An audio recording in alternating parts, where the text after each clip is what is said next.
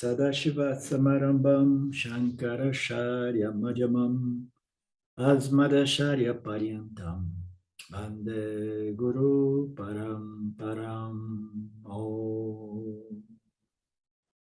Om Shanti, Shanti Shanti Om, Namaste. Welcome to our Panchadasi. And yeah, I'm recording already.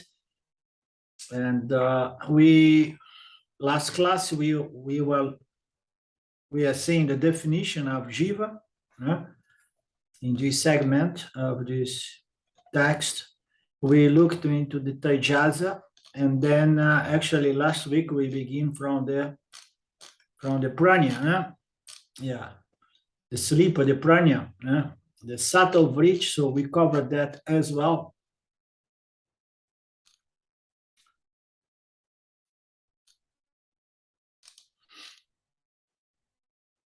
You remember where we stopped? I think according to the scriptures, awareness assumes the form of manifold jivas. I think that was it. Yeah, I think that was where we stopped. Yeah. Okay.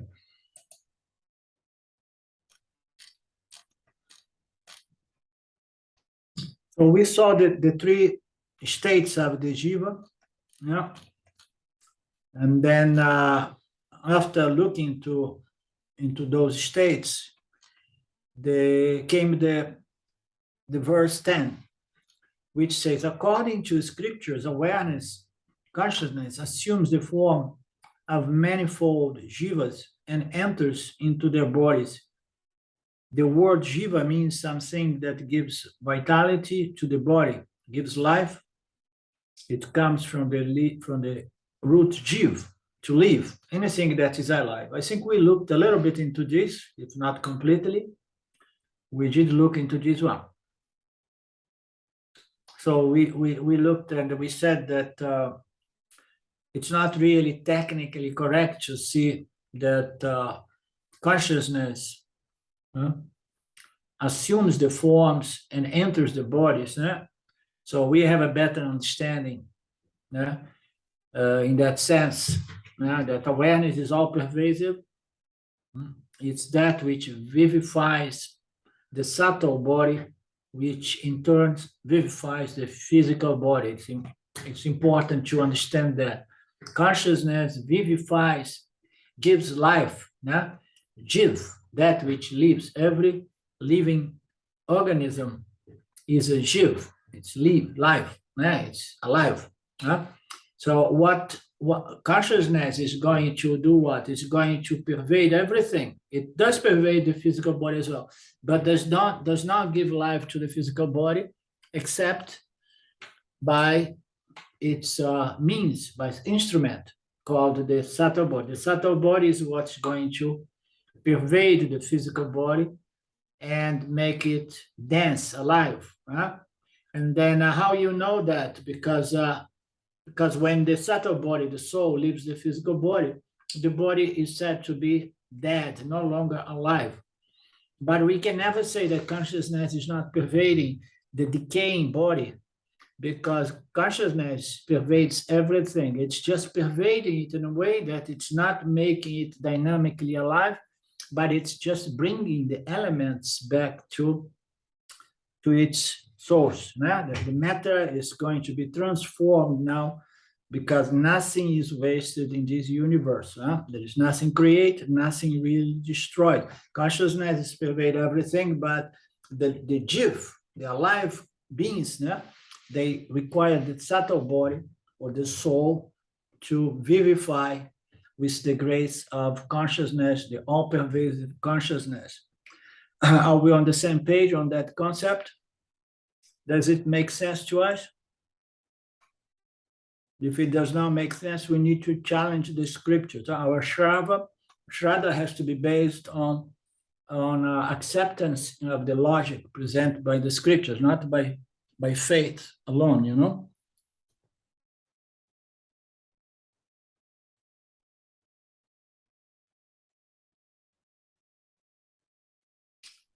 So the following verse, the 11, say, pure awareness, the substrate of the pure awareness, the substrate, the subtle body, and the reflection of awareness in the subtle body constitute the jiva. So now it's giving a more technical or equation or mathematical definition of what is a jiva. It's pure consciousness, which is the substrate, that which pervades everything.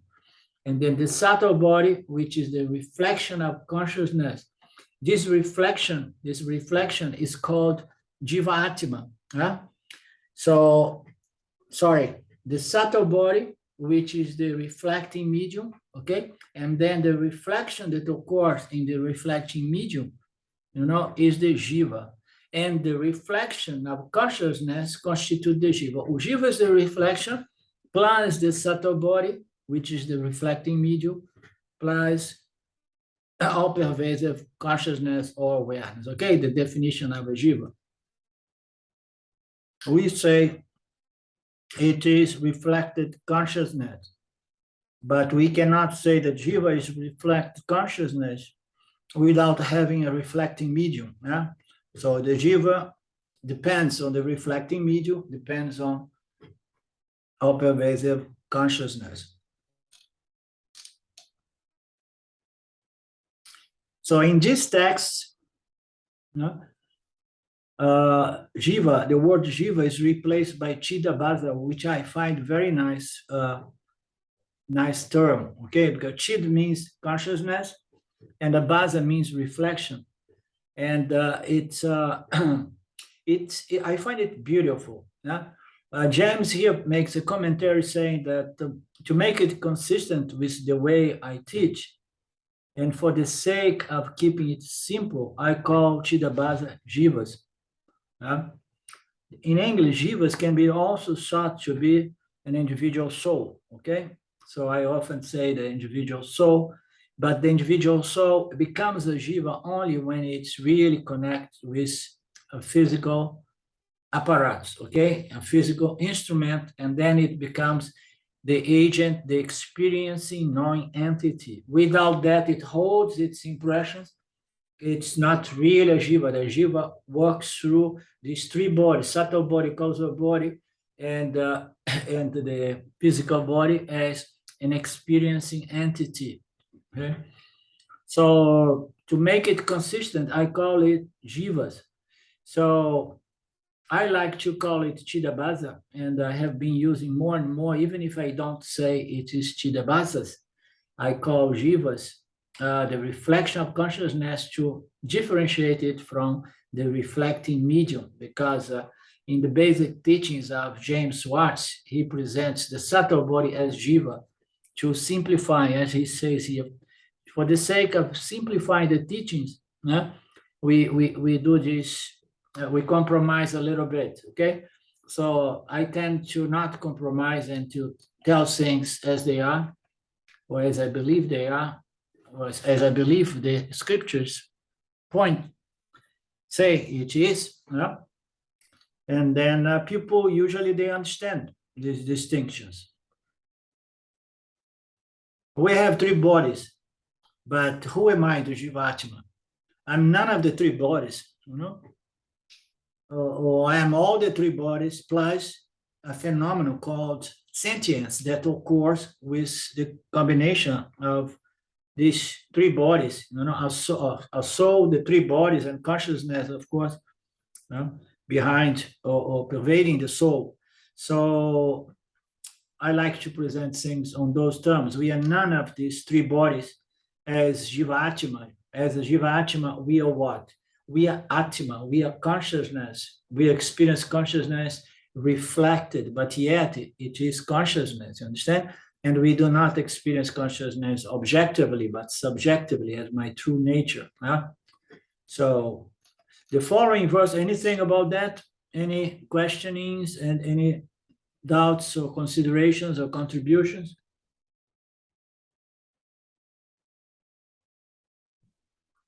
I want to ask Mark if, because I have some interruption now, I don't know if it's my problem or it's your problem, because otherwise I will move. No, it's coming through clearly here, Claudia. Okay, so I move because I don't understand the last sentence.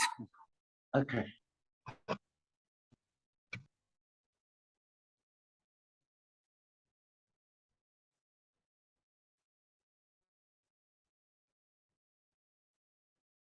Okay, so let's carry on here while Claudio. In this verse, Arlindo, in Please. verse 11, when he talks about the reflection's including the gross body, yeah? That's a good question. So we call it the body-mind construct or the body-mind complex, okay? Because somehow we can only interact and experience and know through the three bodies, meaning to say as an experience knowing entity, which requires the brain, the instruments of action, the instrument of reception, you know. So our physical organism is a organic, one organic complex, you know, organism, let's say. So we say that it's a reflection, and this reflection, what does this reflection fundamentally or essentially means? It's I am and I know that I am. I exist and I know that I exist. So sentience is what best defines the Jiva Atma. Or in other words, is this intellect, this intelligence that occurs to the human beings in this planet, that somehow experiencing the world with a free will, a will to choose. And then the moment we start interacting and choosing, we start learning certain lessons and we start refining this intellect, okay? So the Jiva Atma, I like to define it mostly by the intellect, because it's through the intellect that we can discriminate. Through the intellect we can know, you know, things, we can determine, we can question and inquire even in the nature of the I, the nature of the Jagata. So all of this of course in this chit aspect of Brahman that manifests not as Ishwara all knowledge, but Jiva, small little knowledge that begins wondering what's going on here, what is this world and what am I? So the intellect is what best defines this reflection of chit that occurs in the subtle body, and that occurs as feelings, as emotions, as memories of the impressions of predeterminations. All of this, you know, it's there, different functions, you know, and the prana, all of that is shining there, it's reflecting, making the body alive. We have to remember that the pranas, we see in the subtle body as well. When consciousness pervades, and then the subtle body is going to, in conjunction with this physical body, keeps it alive through this pranic system, you know, and then activate the organs of reception, the organs of, everything belongs to the subtle body. But what most represents the self is this chit aspect of the jiva, which is the power, the faculty of knowing, of discriminating, of determining, of choosing, you know. So it works in combination with the physical body, definitely, okay? So what was your question again? Well, the way the verse is stated, it makes it sound like the reflection includes the physical body. And Yeah. I was just confirming that. Yeah. And you've confirmed that. Yeah, pure awareness is the substrate. The subtle body and the reflection, you know, is what constitutes the jiva. So the subtle body is what's going to produce this human sentience, intelligence, sentience, okay? This aliveness that sinks in the terms. So it depends on pure awareness, which is the common ground, you know, the all pervasive, and then a subtle body, and then we're gonna have G's. But as we know, in the absence of the physical body, we think, because we think in the dream world, for example. You understand? We are dreaming, The physical body is off, is not there. We are experiencing the world, but we experience some impressions. It's the physical reality recycled with those vasanas, those impressions. So without the physical body, we are not much of a sentient being. You understand? Although sentience is going to be there, shining as the dreamer and the dream world. Okay, but we are mostly established as Jiva Atma when this subtle body, as I used to say often, is when it's anchored to a physical body as well, and then we are there as the Jiva Atma. Yeah? So pure consciousness, the substrate, the subtle body, and the reflection, and the subtle body being anchored to a physical body determines or constitute what we call Jiva Atma, because it needs to be anchored or associated to a physical body in order to be a real Jiva Atma, the reflect consciousness not as the dreamer, but reflect consciousness as the Vishwa. You understand this subtle distinction? Yes, I do. I think so. Yeah.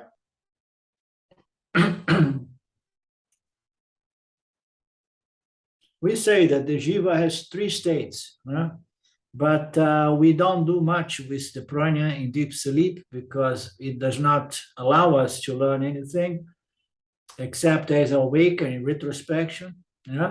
And then the dreamer as well does not allow us to learn much during the dream, but in retrospection, we may understand a little bit of our unconscious mind or our subconscious mind, but only as a waker, Vishwa, we exercise, let's say, our full potential in terms of our intellectual abilities and our faculty of determining and choosing and learning and growing.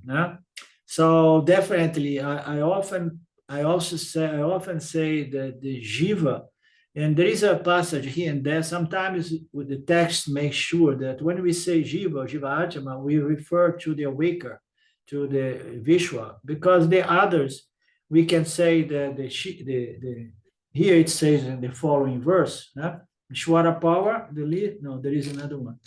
Where is the other one? The previous verse. According to scriptures, consciousness assumes the form of 3 Jivas.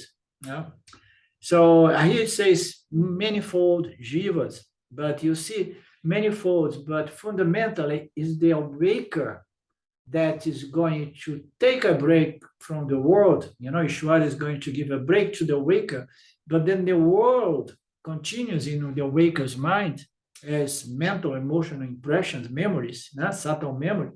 So it's all the awaker. The awaker is collecting data that is going to pop up in the dream state, okay? So it is one Jiva, okay? It collects data from the awakened states and then experience its memories in the dream state and experience the total absence of the world plus absence of the impressions or the footprints left by the world as we experience in the dream state.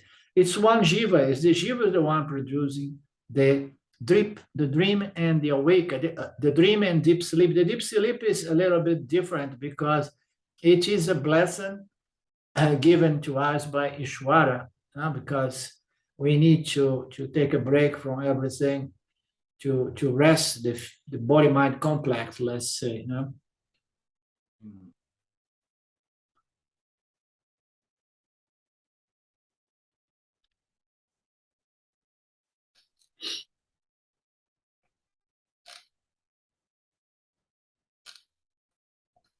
Okay, the verse 12. Ishwara's power of mind, of Maya, deludes Jivas and they forget their nature, as awareness, consciousness. Thus, deluded Jiva believes it is small, inadequate, and incomplete. As a consequence of this belief, it identifies with the body and comes to grief. Thus is described in brief the duality created by Ishwara. Okay. Ishwara's power of Maya. We say that Maya, and now Ishwara's power.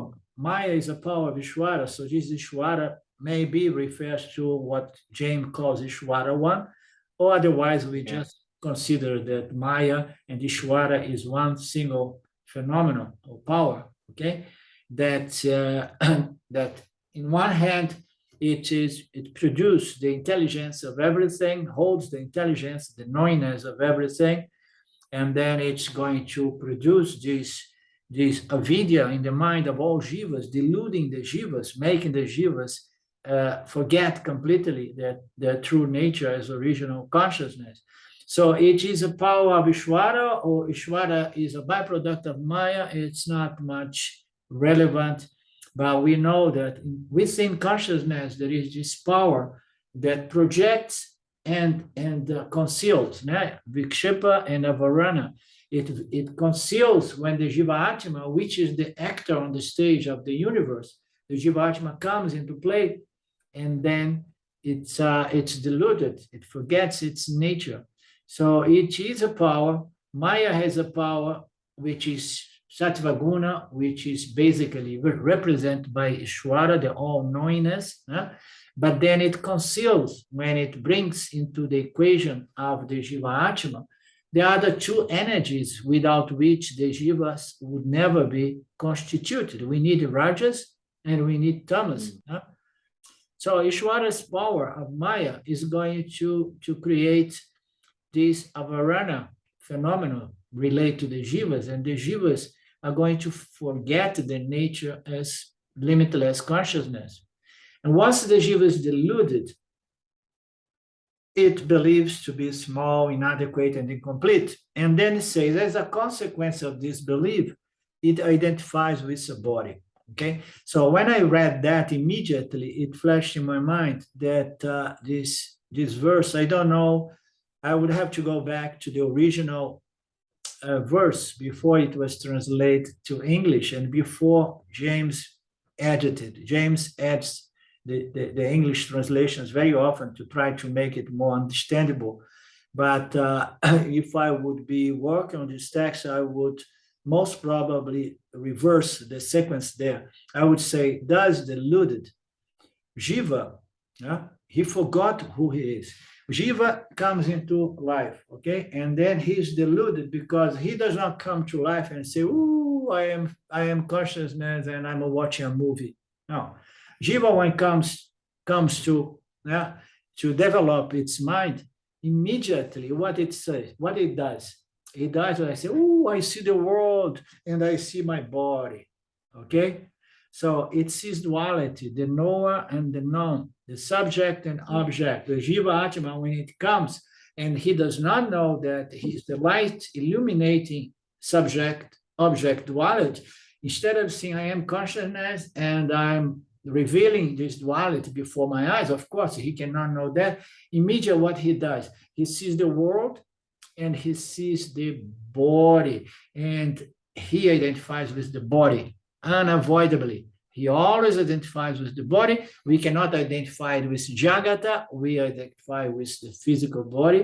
And then due to this identification with the body, it feels small, vulnerable, insecure, inadequate, and incomplete. It is the identification with especially the physical body that makes the Jiva very, very, very insecure, you understand? Because he immediately understands he's fragile and he's bound by time.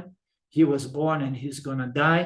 So that is a terrifying realization to the Jiva, but that is due to this avarana, this delusion that I don't see I am the light and, I'm just revealing this duality, the subject Jiva and the body with its functions and the world. No, it sees the world and immediately it identifies with the body And because of the identification with the body, not as a consequence, because of the identification with the body, it believes that I am insecure, vulnerable, incomplete, limited, and subject to time. Okay, I would reverse that because it makes more sense to me.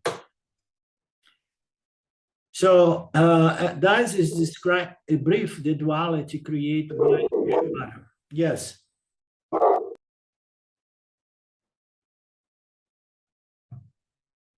I heard some noise there. I thought someone was trying to say something.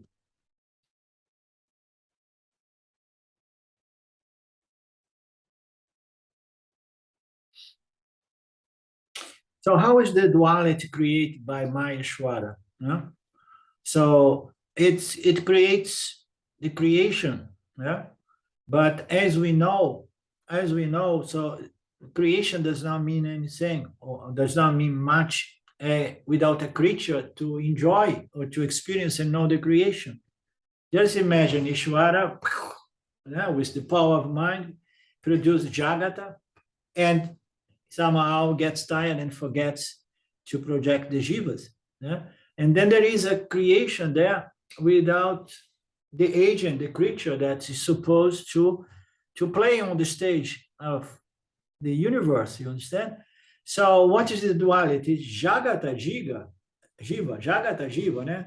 This is the projection of my Ishwara. Jagat is there, the creation, the creature, and the creator. So the creator produced the creation and the creature. Okay, does Ishwara produce this duality, subject object, Jiva and Jagata, and the Jiva experience Jagata once it develops a certain mind after 3-4 years or whatever, and then it immediately, unavoidably, it believes to be the physical body, and then it feels very, very vulnerable and limited.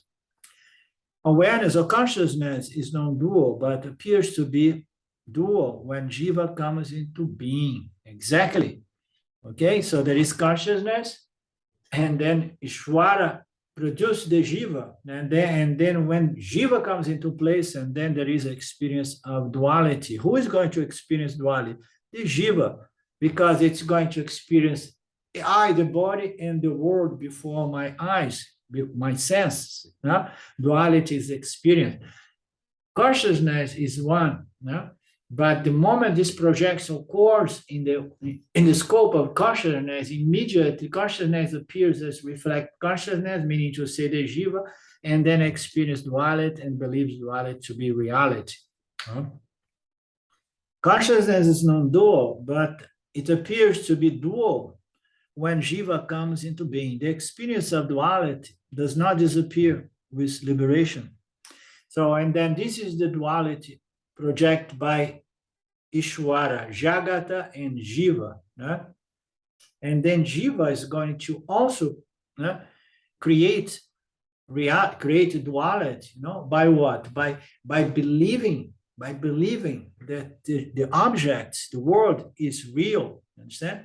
And then and I need it for my own completion. So Jiva is going to fall for that delusion, and is going to reinforce this delusion, this duality, so that Ishwara can keep it up, again and again, presenting the world of plurality of objects appearing for the Jiva to play with, So the experience of duality does not disappear with liberation. This is important because a lot of people may believe that there is some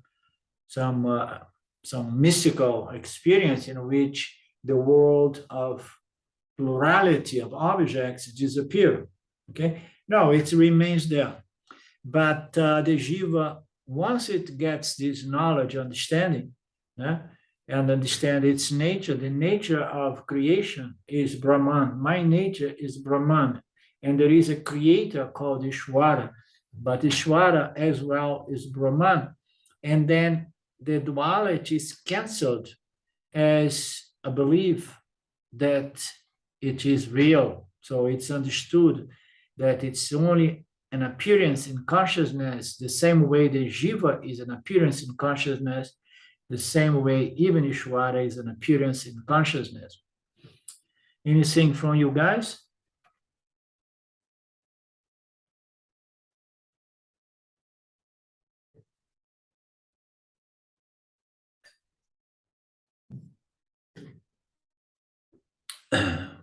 You got a better spot there, Claudio?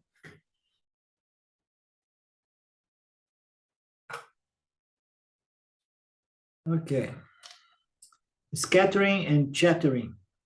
The following verse 14 to 31st, refine our appreciation or understanding of Ishwara and Jiva. Now we have this inquiry: is Ishwara conditioned by Maya, or it is free of Maya? Okay, so this is a nice inquiry, because we heard many times people say, so if Ishwara is all-knowing, so, and it's all love, so why there is so much ignorance and suffering and cruelty in this reality, in this world? No, if it is all knowledge, where this ignorance and all the suffering is coming from? So the scripture says that it's not Ishwara's fault, okay? It is Maya's fault, meaning to say Maya, when it creates Ishwara, it says, so I cannot have the creator without bringing about the creation and the creature. So what is the big deal of having Ishwara? You know, pure knowledge, pure benevolence, pure love, pure equanimity, you know, pure cheat. And then I stop there and I say, I'm not going to create Jagata and I'm not going to create Jiva, because there will be trouble. So no, you say, no, I have to go all the way, and then I have to create the Jiva and Jagata. Jagata being the stage on which Jiva is going to play and learn, hopefully. So we say that is Ishwara conditioned by Maya, or it's free of Maya? So Ishwara is pure knowledge, pure intelligence. So once Tamas come into play later on, you know, and then the element of ignorance, because too much Tamas, too much of avarana, that I said, too much of avarana is going to imply too much Tamas in the subtle body.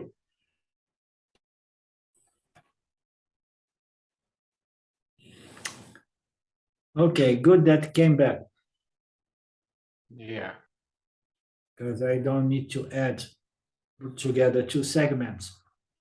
So we are talking about this power. Is Maya independent, or it's Maya is conditioned?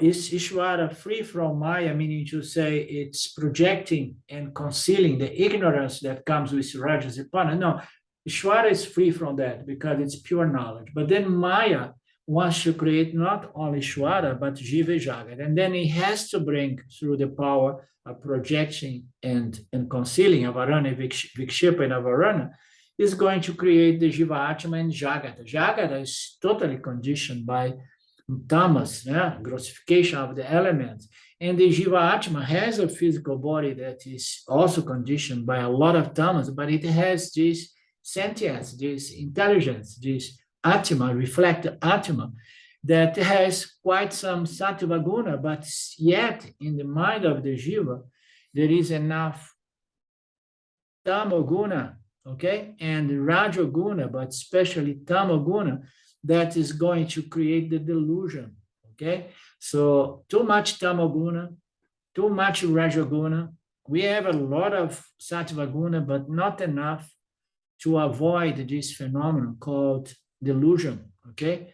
The belief that I am the body and the universe, the objects in the world are real, and they are here to complete myself. This delusion is due to excess of Rajas and Tamas, which it seems to my take that it's absolute necessity for Ishwara, for Maya to bring about also Jiva and Jagata. Okay, we can see by the way the the original elements, okay, the three energies, and then we have the sattvic portions of each one of them, and then we have the subtle world, and then it's the tamasic aspect of these elements in the subtle realm are going to grossify, and then we bring the physical material world. All of that means to say more tamas, more tamas, more tamas, okay? In the beginning is only knowledge.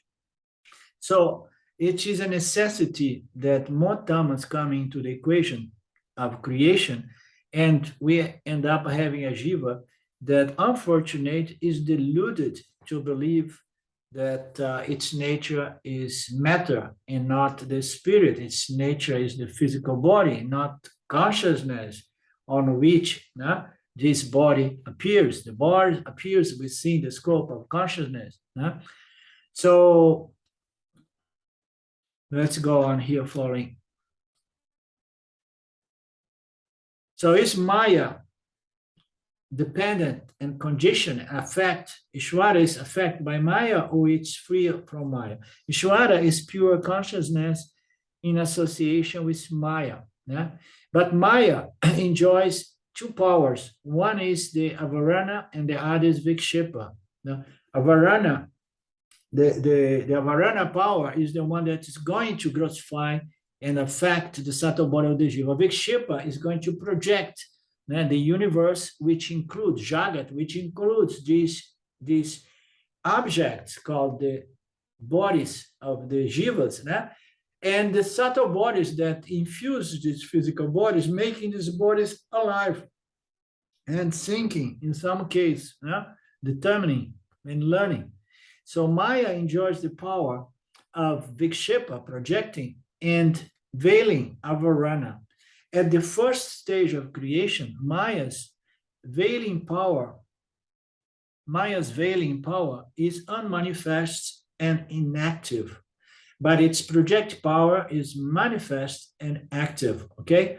So we have Maya bringing about the knowledge of the universe, and then through vikshepa, it projects the universe, okay? So in the first level, the veil power is unmanifest and inactive. The project power is active. What it means? Jiva did not come into the play, okay? So it's going to affect and manifest this veiling power when consciousness, okay, awareness appears as reflected consciousness. And then we have the phenomenon called veiling power, okay? At the first time, there is only vikshepa, bringing about Ishwara, bringing about Jagata, but its project power is manifest and alive. Veiling is macrocosmic tamas, and project is macrocosmic rajas. This is a very profound statement.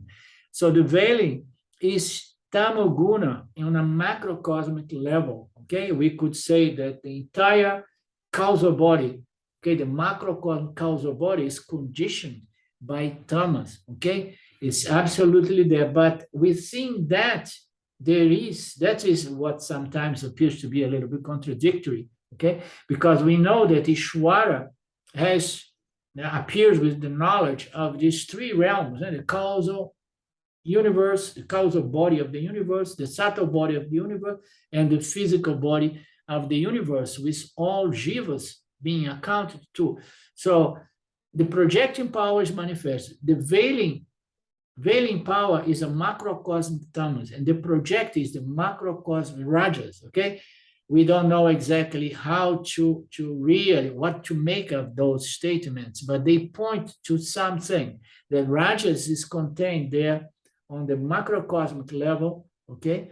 Before it become manifest microcosmically as the Rajoguna, the extrovert tendency of the Jiva Atma, the active, okay, moving of the Jiva Atma, which includes all the dynamic activities processed by the pranas activating the physiological systems and so on. So rajas are going to come, but they exist on the macrocosmic level, okay? So we have tamas and we have macrocosmic rajas. the gunas of Tamas and the gunas of Rajas come in manifestation later on. So how do they come? They come when the Jiva Atma comes into play, okay? When it comes into play, and then those energies, they are said to be gunas. And it's important to remember that gunas is the definition of gunas is a rope that ties. We say we use ropes to tie things. I'm doing a small bamboo gate, and then we have to tie with something. So we use ropes. And ropes or ropes? Ropes.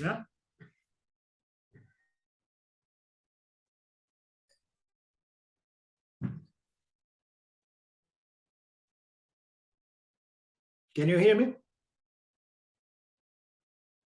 Okay. So the gunas is that which is going to tie the Jiva Atma, okay? Ties in this ignorance, okay? So the Jiva now, he's tied to samsara, okay? He's totally, wrapped up in samsara because he, due to this tamoguna, okay? Is going to be tied to samsara. But the interesting thing is that this guna, even when it is Rajo guna, it still ties the guna. It still wraps up or ties the Jiva Atma in samsara.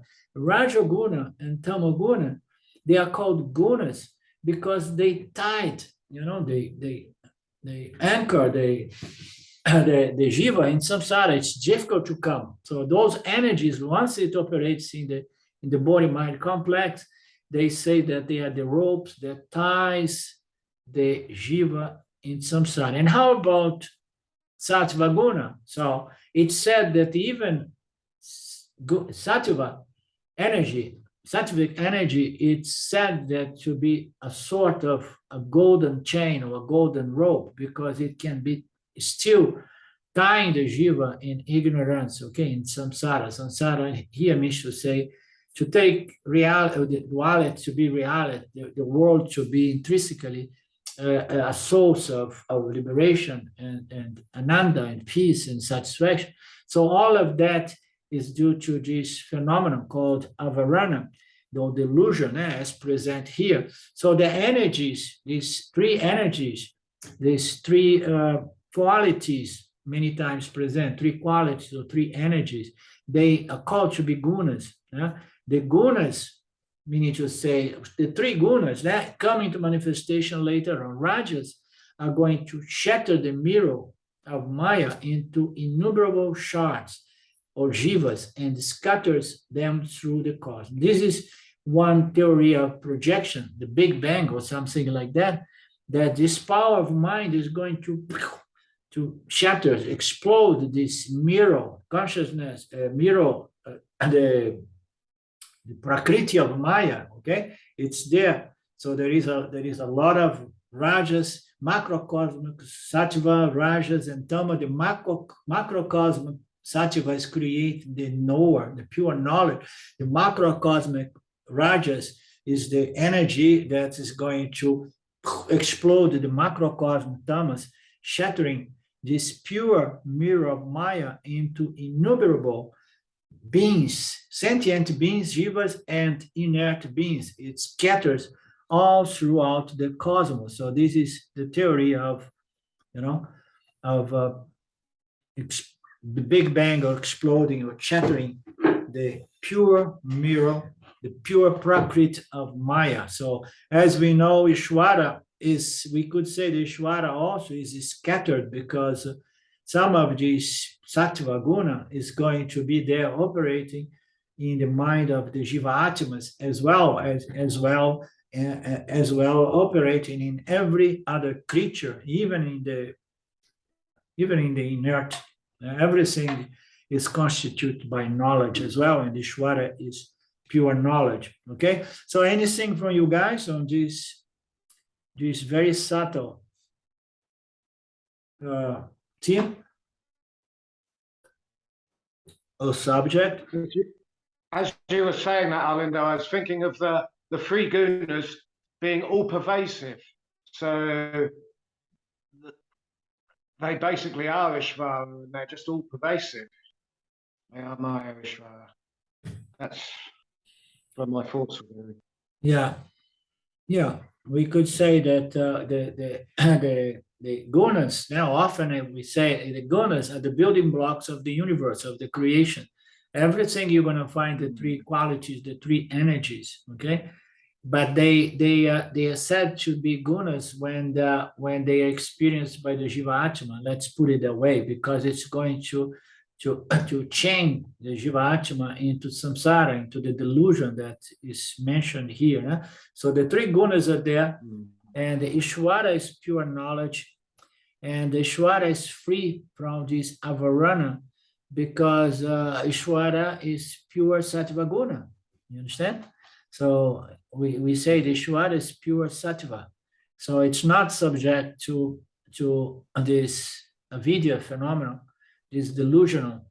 Therefore, Ishwara is free from this second aspect of creation, okay, which is the veiling or avarana power. The avarana power, Maya enjoys the power of veiling avarana and project at first stage. It brings about Ishwara and brings about the universe, okay, Jagat.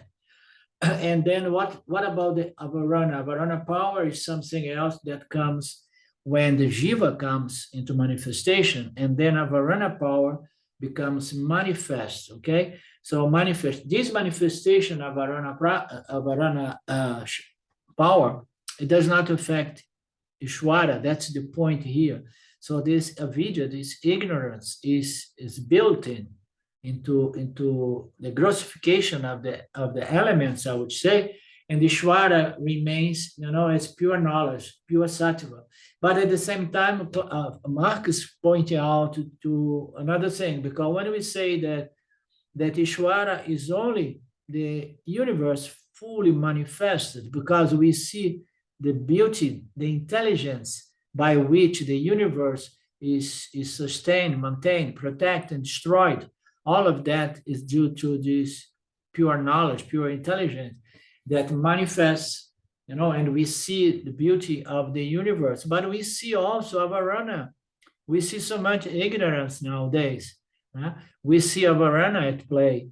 And is that an aspect of Ishwara? So I leave it to you deciding. Yeah, we say yes and no, because Ishwara is the totality of the manifestation, because it's going to deliver us whatsoever intellect we have, whatsoever circumstance. So it's again and again delivering us our parabdha karma, our new births, and so on. So scriptures tend to say that Ishwara is innocent, and then let's blame Maya. But the fact remains that all of this is certain knowledge that are not, first of all, relevant to self-realization. And they are a little bit vague, I would say. Scripture never goes into this esoteric, Vedantic scripture never go into this esoteric, mystical kind of subjects. Once the Jiva appear, the veiling power becomes active, just like I was saying. When the Jiva comes, boom, and then the avarana affects the intellect of the Jiva is going to experience what? Avidya. The difficulty to understand things, reality as it is. It's going to see the world and believe that the world is real, and see the body and believe that I am the body. Once Jiva appears, the veiling power becomes active, because Ishwara is prior to the appearance of Tamas. So Ishwara is prior to the appearance of avarana, okay? Avarana is going to bring about the grossification of the elements, which is going to be conducive to tamoguna operating, because tamas become tamoguna when it's operating in the mind of the Jiva. Therefore, the Jiva is deluded by Maya. but not Ishwara, because Ishwara is said to be prior to appearance, to the appearance of this phenomenon called avidya. Okay, so but Ishwara makes use of tamoguna because Ishwara is the intelligence that's going to play with the three qualities or the three energies and then combine and divide and grossify. And Ishwara is said to be doing all of that, but it's not affected by tamoguna because it's prior to the appearance of avarana and the grossification of sattva guna into raja, sattva into raja and tama as qualities or energies. And all of this is very vague. Because Ishwara is prior to the appearance of avarana and tamas, consequently in the mind of the Jivas, it's free from avidya, it's not deluded by Maya. For this reason, it's not possible to blame Ishwara for the evils in the world. So again, this I leave to you guys. Okay, is Ishwara to be blamed by this? Because when you hear to James, sometimes when he gets a little bit irritated with Ishwara in the script, he says Ishwara sometimes seems to be a pervert. No? Why? Because why to make life so difficult for these Jiva Atmas? So it's almost impossible to come out of this samsara chakra. It's very hard. And then if we experience so much hardship in this, and we have to remember that we are privileged people. We live on better circumstances, better countries, but there is so much suffering and misery in the extremely poor nations. So why people are so crazy about holding on to this existence? Oh, no, I am and I know that I am. It sucks, but I love, because it seems that Ishwara builds in the Jiva Atma with a love to be, as Nisargadatta Maharaj used to put. Every living creature, consciously or unconscious, is moved by this love to exist, this love to be, love to preserve its existence. And in the case the human being subject to psychological suffering, no matter how much one suffers, usually the person does not want to give away its conscious existence. So Ishwara is innocent, maybe, okay? So he had to mix up this, and he's not made out of rajas and tamas, because fundamentally he's the knowledge of the universe, the pure intelligence, but somehow he's the one mixing up the elements in this soup and bring about this manifestation. And then we blame Maya, because Maya produced not only Ishwara, but produced Tama qualities and Rajas qualities, which is going to be bringing delusion in the mind of the Jiva Atma. For this reason, it's not possible to blame Ishwara. So why? Because there is too much tamas in the equation. I mean, I don't know. I ask you, please give me some better ideas here. Why life should be so difficult? Why should it be so difficult for us to know, and enjoy this manifestation? To say, oh, okay, how beautiful, I am consciousness, and I am experiencing this universe through this vehicle, this means, this body mind here, but I'm free. I'm free from the world. I'm free from this instrument. This instrument is gonna go, but I'm beyond time, beyond immortality. So it would be much nicer to live without ignorance. But then some other theories come and say, well, without ignorance, the universe cannot be sustained. The universe can be sustained only because of this avarana, because of this avidya, this ignorance. Okay, what is the ignorance here? Ignorance, I exist, and I need to consume objects of experience. And then my Ishwara say, okay, Yeah, go for it. Knock yourself down, up, or knock yourself off. I forgot the expression. Knock yourself out. Yeah, knockout. Knock yourself out. So you see, and then so just imagine everybody is born as a yoni, and then the yoni say, okay, it's nice, but it's not that exciting. Yeah? But maybe it's a better way to live as a yoni. But the yoni does not have much desire to experience. It does not have those energies attracting another birth, it's said, which makes sense as well. But it makes sense when we take in account the fact that to be born, in such a difficult place, the yoni say, no, thank you. I have been there, I have done that. So I rather save myself from that kind of trouble. So I just remain, I merge into consciousness and I accept my nature, superior nature as consciousness, and I don't go down in the rabbit hole of manifesting, grossifying, because that seems to bring this forgetfulness in respect to my free, limitless nature. So Ishwara is responsible for ignorance, or is Maya responsible for the ignorance, or are the Jivas responsible for ignorance? Because the Jivas are going to act in an ignorant manner that is going to feed into the macrocosmic body of vasanas, which are going to be ignorant, which is going to be calling for more duality, more experience. And then the game goes on, round and round and round again.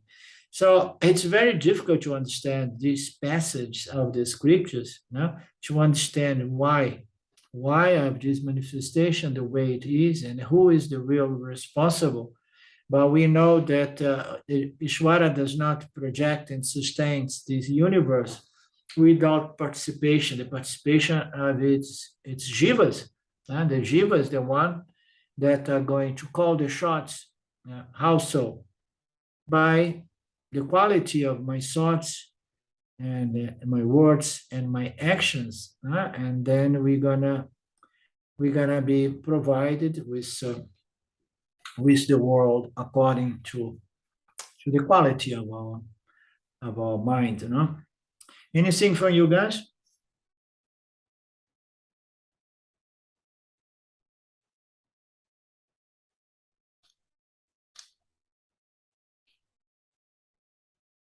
And then there is another pointer here. This reason is not possible to blame Ishwara for the evils of the world.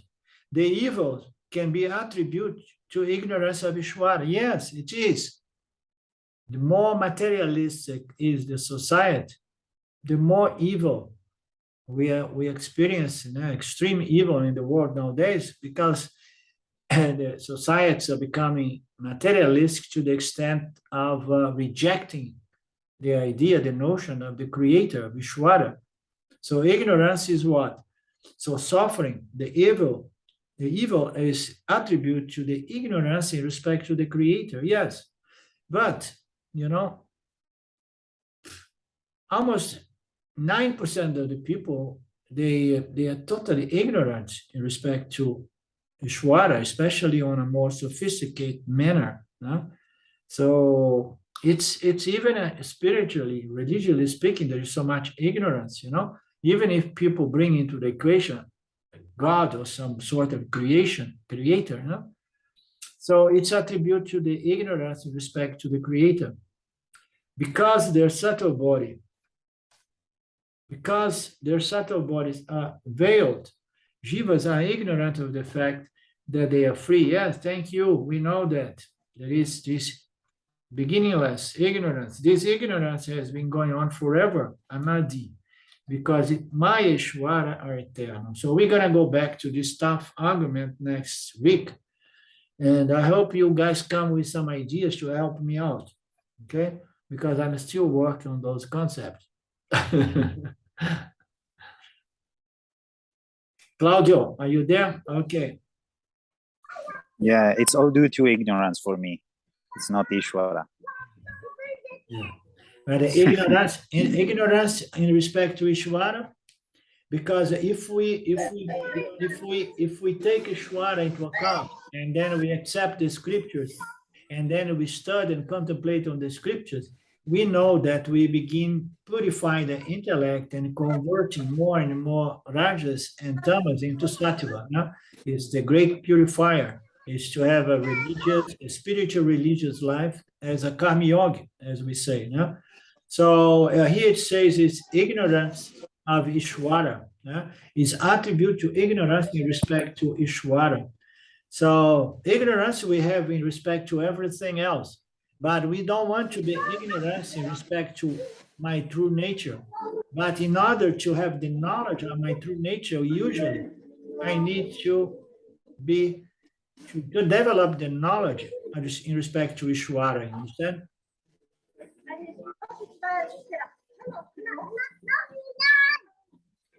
No. There was interruption. I don't understand what you say.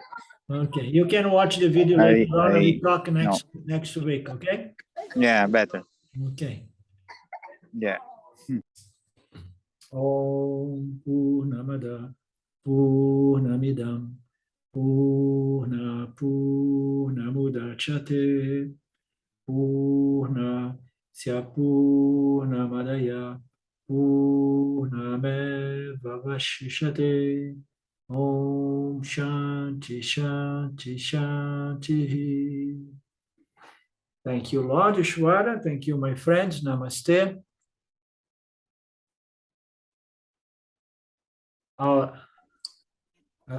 Até. Thank you. Até logo. Okay, thanks, Navinda. See you next time. Namaste. Hasta luego. Hasta luego.